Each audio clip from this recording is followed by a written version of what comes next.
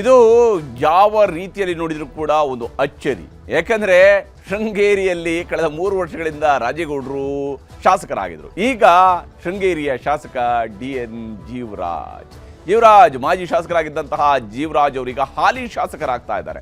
ಮರು ಮತ ಎಣಿಕೆಯಲ್ಲಿ ಬಿಜೆಪಿ ಗೆಲುವನ್ನು ದಾಖಲಿಸಿಕೊಂಡಿದೆ. ಮರು ಮತ ಎಣಿಕೆ ಆಗಿರುವಂಥ ಕೇವಲ ಅಂಚೆ ಮತಗಳಿಗೆ ಸೀಮಿತವಾಗಿ ಈ ಅಂಚೆ ಮತಗಳ ಕೌಂಟಿಂಗ್ನಲ್ಲಿ ಈಗ ಬಿಜೆಪಿ ಗೆಲುವನ್ನು ದಾಖಲಿಸಿಕೊಂಡಿರುವಂಥ 3 ವರ್ಷಗಳ ನಂತರ, ಕೋರ್ಟ್ ಹೋರಾಟದ ನಂತರ, ಕೋರ್ಟ್ ತೀರ್ಪಿನ ನಂತರ ಈಗ ಜೀವರಾಜ್ ಅವರ ಆಯ್ಕೆಯನ್ನು ಕಾಂಗ್ರೆಸ್ನವರು ವಿರೋಧಿಸ್ತಾ ಇದ್ದಾರೆ. ಅದು ಹೇಗೆ ಹೇಳ್ತಿದ್ದಾರೆ ಅಂದರೆ ವೋಟ್ ಚೋರಿ ಆಗಿದೆ, ವೋಟ್ ಡಕಾಯಿತಿ ಆಗಿದೆ ಅಂತ ಹೇಳ್ತಿದ್ದಾರೆ. ಆಳಂದ ಮಾದರಿಯಲ್ಲಿ ಶೃಂಗೇರಿಯಲ್ಲೂ ವೋಟ್ ಚೋರಿ ಆಗಿದೆ ಅನ್ನುವಂತಹದ್ದು ಇವರು ಮಾಡ್ತಾ ಇರುವಂತಹ ಆರೋಪ.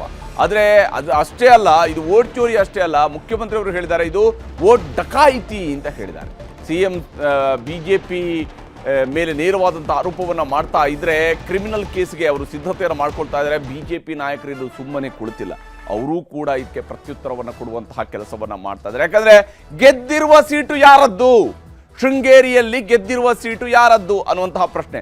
3 ವರ್ಷಕ್ಕೊಬ್ಬರು ಶಾಸಕರು, 2 ವರ್ಷಕ್ಕೊಬ್ಬರು ಶಾಸಕರು ಅನ್ನುವಂತಹ ರೀತಿಯ ಪರಿಸ್ಥಿತಿ ಸದ್ಯಕ್ಕೆ ಶೃಂಗೇರಿಯ ಜನರಿಗೂ ಕೂಡ ಸಿಕ್ಕಿರುವಂಥದ್ದು. ಶೃಂಗೇರಿಯಲ್ಲಿ ರಿಸಲ್ಟ್ ಏನಾಗಿದೆ, ಏನು ಕತೆ ಇದು ಅನ್ನೋದನ್ನು ಗಮನಿಸಬೇಕು. ನೋಡಿ, 2023ರಲ್ಲಿ ಚುನಾವಣೆ ನಡೆದಾಗ TD ರಾಜೇಗೌಡರು ಕಾಂಗ್ರೆಸ್ನ ಆಗಿನ ಹಾಲಿ ಶಾಸಕರೇ ಇದ್ದರು, ಅವರು ಪುನರಾಯ್ಕೆ ಆಗ್ತಾರೆ. DN ಜೀವರಾಜ್ ಅವರು ಮಾಜಿ ಶಾಸಕರು, ಅವರು ಸೋಲನ್ನು ಕಾಣ್ತಾರೆ. ಅವತ್ತು ರಾಜೇಗೌಡರಿಗೆ EVM ಮೂಲಕ 58,602 ಮತಗಳು ಬಂದಿದ್ರೆ 58,278 ಮತಗಳು EVM ಮೂಲಕವಾಗಿ. ಅಂದರೆ EVM ಮತಗಳಲ್ಲಿ ಜೀವರಾಜ್ ಅವರಿಗಿಂತ ಸರಿಸುಮಾರು 330 ಮತಗಳು ಇವರಿಗೆ ಹೆಚ್ಚುವರಿಯಾಗಿ ಬಂದಿತ್ತು. ರಾಜೇಗೌಡರಿಗೆ 300ಕ್ಕಿಂತ ಹೆಚ್ಚು ಮತಗಳು EVM ಮೂಲಕ ಬಂದಿದ್ವು. ಅಂಚೆ ಮತಗಳ ವಿಚಾರಕ್ಕೆ ಬಂದಾಗ ಅಂಚೆ ಮತಗಳು ರಾಜೇಗೌಡರಿಗೆ 569 ಬಂದಿತ್ತು. ಅಂಚೆ ಮತಗಳು DN ಜೀವರಾಜ್ ಅವರಿಗೆ 692 ಮತಗಳು ಬಂದಿದ್ವು. ಅಂಚೆ ಮತಗಳಲ್ಲಿ ಅವರು ಮುಂದೆ ಇದ್ದರು. ಒಟ್ಟು ಮತಗಳಲ್ಲಿ 59,171 ಮತಗಳು ರಾಜೇಗೌಡರಿಗೆ ಬಂದರೆ 58,970 ಮತಗಳು ಜೀವರಾಜ್ ಅವರಿಗೆ ಬಂದು ಜೀವರಾಜ್ ಅವರು 201 ಮತಗಳ ಅಂತರದಿಂದ ರಾಜೇಗೌಡರ ವಿರುದ್ಧ ಸೋಲನ್ನು ಕಂಡಿದ್ರು. ರಾಜೇಗೌಡರು ಶಾಸಕರಾಗಿ 2ನೇ ಬಾರಿಗೆ ಆಯ್ಕೆ ಆಗಿದ್ರು. ಆದರೆ ಮುಂದುವರೆದು ಇಲ್ಲಿ ಅಂಚೆ ಮತಗಳ ವ್ಯತ್ಯಾಸ ಬಹಳ ಮುಖ್ಯವಾಗಿತ್ತು. 2023ರಲ್ಲಿ TD ರಾಜೇಗೌಡರಿಗೆ 569 ಅಂಚೆ ಮತಗಳು ಬಂದಿದ್ರೆ ಮರು ಎಣಿಕೆಯಲ್ಲಿ ರಾಜೇಗೌಡರಿಗೆ ಬಂದಿರುವಂತಹ ಮತಗಳ ಸಂಖ್ಯೆ 314ಕ್ಕೆ ಇಳಿಕೆಯಾಗಿದೆ. 314ಕ್ಕೆ ರಾಜೇಗೌಡರ ಮತಗಳು ಇಳಿಕೆಯಾಗಿದ್ದಾವೆ. ಇಲ್ಲಿ ಜೀವರಾಜ್ ಅವರಿಗೆ 692 ಮತಗಳು ಬಂದಿತ್ತು, ಮರು ಎಣಿಕೆಯಲ್ಲಿ 690 ಮತಗಳು ಬಂದಿದ್ದಾವೆ. ವ್ಯತ್ಯಾಸ 2 ಮತಗಳು ಜೀವರಾಜ್ ಅವರದಾದರೆ ಇವರದ್ದು 255 ಮತಗಳು ವ್ಯತ್ಯಾಸ ಆಗಿದ್ದಾವೆ ರಾಜೇಗೌಡರದು. ಇದರ ಪರಿಣಾಮವಾಗಿ ಜೀವರಾಜ್ ಅವರ ಗೆಲುವಿನ ಅಂತರ 52ಕ್ಕೆ ಬಂದಿದೆ. 52 ಮತಗಳ ಅವರು ಮುನ್ನಡೆ ಇದೆ, ಅವರು ಗೆದ್ದಿದ್ದಾರೆ ಮತ್ತು ಅವ್ರಿಗೆ ಈಗಾಗಲೇ ಸರ್ಟಿಫಿಕೇಟ್ ಅನ್ನು ಕೊಡಲಾಗಿದೆ, ಶಾಸಕರಾಗಿ ಆಯ್ಕೆ ಆಗಿದ್ದಾರೆ ಅಂತ ಹೇಳಿ 3 ವರ್ಷಗಳ ನಂತರ ಜೀವರಾಜ್ ಅವರು ಇಲ್ಲಿ ಗೆಲುವನ್ನು ದಾಖಲಿಸ್ಕೊಂಡಿದ್ದಾರೆ. ಹಾಗೆಂತೇಳಿ ಅವರು ಗೆದ್ದ ತಕ್ಷಣ ಇದನ್ನು ಒಪ್ಕೊಳ್ತಾ ಇದ್ದಾರಾ? ಇಲ್ಲ. ಇಲ್ಲೇನು ನಡೀತಿದೆ? ವೋಟ್ ಚೋರಿ ಮತ್ತು ವೋಟ್ ಡಕಾಯಿತಿ. ನೋಡಿ, ಅವರಿಗೆ ಎಲೆಕ್ಷನ್ ಕಮಿಷನ್ ಆಫ್ ಇಂಡಿಯಾದವರು ಕೊಟ್ಟಿರುವಂತಹ ಸರ್ಟಿಫಿಕೇಟ್ ಅನ್ನ ಈಗಾಗಲೇ ಜೀವರಾಜ್ ಅವರು ತೋರಿಸ್ತಾ ಇದ್ದಾರೆ, ನಾನು ಗೆದ್ದಿದ್ದೀನಿ, ನಾನು ಶಾಸಕನಾಗಿದ್ದೀನಿ ಅಂತೇಳಿ.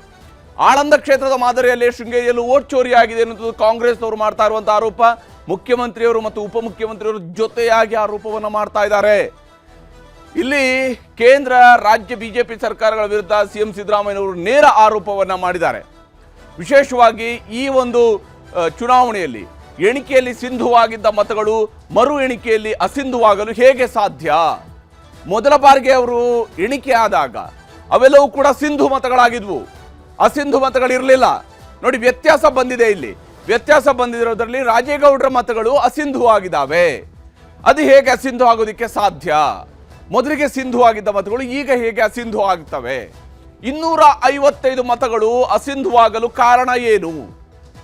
ಎಣಿಕೆಯಾಗಿದ್ದ ಮತಗಳಲ್ಲಿ 255 ಮತಗಳು ಅಸಿಂಧು ಆಗಿದ್ದಾವೆ, ಹೇಗೆ ಸಾಧ್ಯ ಅನ್ನುವಂಥದ್ದನ್ನ ಕಾಂಗ್ರೆಸ್ ಕೇಳ್ತಾ ಇದೆ. ಬಿಜೆಪಿ ಅವರಿಂದ ರಾಜಕೀಯದ ಪಿತೂರಿ ಆಗಿದೆ, ಕ್ರಿಮಿನಲ್ ಕೃತ್ಯ ಆಗಿದೆ ಅಂತ ಹೇಳ್ತಿದ್ದಾರೆ. ಕ್ರಿಮಿನಲ್ ಕೃತ್ಯ ಆಗಿದೆ. ವೋಟ್ ಯಾವ ಅಂಚೆ ಮತಗಳನ್ನು ಪ್ರಿಸರ್ವ್ ಮಾಡಿಡಲಾಗಿತ್ತು ಅವುಗಳನ್ನು ಅಸಿಂಧುಗೊಳಿಸಲಾಗಿದೆ ಅಂತೇಳಿ ಜೀವರಾಜ್ ಸಿಬ್ಬಂದಿ ಹಾಗೂ ಏಜೆಂಟ್ಗಳ ಮೂಲಕ ತಿದ್ದಿದ್ದಾರೆ ಅಂತ. ಆದರೆ ರಾಜೇಗೌಡರಿಗೆ ಬಂದಿದ್ದಂತಹ ಮತಗಳನ್ನು ತಿದ್ದಲಾಗಿದೆ. ಆ ಮತಪತ್ರಗಳನ್ನು ತಿದ್ದಿ ಜೀವರಾಜ್ ಅವರು ಗೆಲುವು ದಾಖಲಿಸಿದ್ದಾರೆ. ಬ್ಯಾಲೆಟ್ ಪೇಪರ್ ತರುವ ಟ್ರಂಕ್ ಸಿಬ್ಬಂದಿಯಿಂದಲೂ ಕೂಡ ಅಕ್ರಮಗಳಾಗಿದ್ದಾವೆ ಅನ್ನೋದನ್ನ ಕಾಂಗ್ರೆಸ್ ಆರೋಪವನ್ನು ಮಾಡ್ತಾ ಇದೆ. ಇಲ್ಲಿ ಇಡೀ ಪ್ರಕ್ರಿಯೆಯ ಬಗ್ಗೆನೇ ಅನುಮಾನ ಬರೋದಕ್ಕೆ ಶುರುವಾಗಿದೆ ಈ ಮಾತುಗಳಿಂದ. ರಿಟರ್ನಿಂಗ್ ಆಫೀಸರ್ಗಳು, ವೀಕ್ಷಕರು ಅಕ್ರಮದಲ್ಲಿ ಭಾಗಿಯಾಗಿದ್ದಾರೆ ಅಂತ ಹೇಳಿ ಸರ್ಕಾರ ಹೇಳ್ತಾ ಇದೆ. ರಿಟರ್ನಿಂಗ್ ಆಫೀಸರ್ಗಳು ಮತ್ತು ಅಧಿಕಾರಿಗಳಿಂದ ಸೇರಿದಾಗ್ತಾ ಇದೆ. ವೋಟ್ ಚೋರಿ ಮಾಡೋದಕ್ಕೆ ಬಿಜೆಪಿಯವರು ಹಿಂದೆ ಮುಂದೆ ನೋಡಲ್ಲ ಅಂತ ಹೇಳಿ ಸಿದ್ದರಾಮಯ್ಯನವರು ಮತ್ತು ಶಿವಕುಮಾರ್ ಅವರು ಆರೋಪವನ್ನು ಮಾಡ್ತಾ ಇದ್ದಾರೆ. ಸರ್ಕಾರದ ಮುಖ್ಯಮಂತ್ರಿ ಹಾಗೂ ಉಪಮುಖ್ಯಮಂತ್ರಿ ಅಂಚೆ ಮತಗಳಿಗೆ ಬಳಸಿದ ಶಾಹಿ ಬಗ್ಗೆಯೂ ಕೂಡ ಅನುಮಾನ ಇದೆ. ಉತ್ತರ ನೀಡದ ಚುನಾವಣಾಧಿಕಾರಿ ಇದಕ್ಕೆ ಉತ್ತರವನ್ನು ಕೊಡ್ತಾ ಇಲ್ಲ. ಅದಕ್ಕೆ ಬರೆಸಿರುವಂತಹ ಇಂಕ್ ಬಗ್ಗೆಯೂ ಕೂಡ ನಮಗೆ ಅನುಮಾನ ಇದೆ. ಪಾರದರ್ಶಕ ಮೌಲ್ಯಯುತ ಚುನಾವಣೆ ಮಾಡಲು ಅಧಿಕಾರಿಗಳು ವಿಫಲರಾಗಿದ್ದಾರೆ. ಇದಕ್ಕೆ ಅಧಿಕಾರಿಗಳು ಕಾರಣ ಆಗಿದ್ದಾರೆ ಅಂತ ಸರ್ಕಾರ ಹೇಳ್ತಿದೆ. ಪೊಲೀಸರಿಂದ ಚುನಾವಣಾಧಿಕಾರಿಗಳ ತನಿಖೆಗೆ ಕಾನೂನಿನಲ್ಲಿ ಅವಕಾಶ ಇದೆ. ಹೀಗಾಗಿ ಈ ಪ್ರಕ್ರಿಯೆಯಲ್ಲಿ FIR ಹಾಕಿ ತನಿಖೆ ಮಾಡಿಸ್ತೀನಿ ಅಂತ ಹೇಳಿ CM ಸಿದ್ದರಾಮಯ್ಯನವರು ಹೇಳ್ತಾ ಇದ್ದಾರೆ. ಸಿದ್ದರಾಮಯ್ಯನವರ ಮಾತು ನಿಮ್ಗೆ ತೋರಿಸ್ತೀನಿ. BJP has done criminal act of conspiracy and vote chori. It is nothing but vote dacoity. BJP ಅವರು ಸಿಬ್ಬಂದಿ ಮೂಲಕ ಯಾರು ತಗೊಬರ್ತಾರೆ ಟ್ರಂಕ್ಗಳನ್ನ ಅವ್ರ ಮೂಲಕ ತಿದ್ದಿರ್ತಕ್ಕಂಥದ್ದು ಖಚಿತ ಆಗಿದೆ. It amounts to criminal conspiracy and vote chore. Tampering. ಹೀಗೆ ಇಲ್ಲಿ ಕ್ರಿಮಿನಲ್ ಕಾನ್ಸ್ಪಿರಸಿ ಆಗಿದೆ, ವೋಟ್ ಚೋರಿ ಆಗಿದೆ. ಇವರು ಬ್ಯಾಲೆಟ್ ಪೇಪರ್ಗಳನ್ನ ತಿದ್ದಿ ಇಟ್ಟಿದ್ರು, ಹಾಗಾಗಿ ನಾವು ಸೋತಿದ್ದೀವಿ ಅನ್ನೋಂಥದ್ದನ್ನ ಕಾಂಗ್ರೆಸ್ ಹೇಳ್ತಿದೆ. ರಾಜಕೀಯದ ಸಮರ ಈಗ ಜೋರಾಗ್ತಾ ಇರುವಂಥದ್ದು.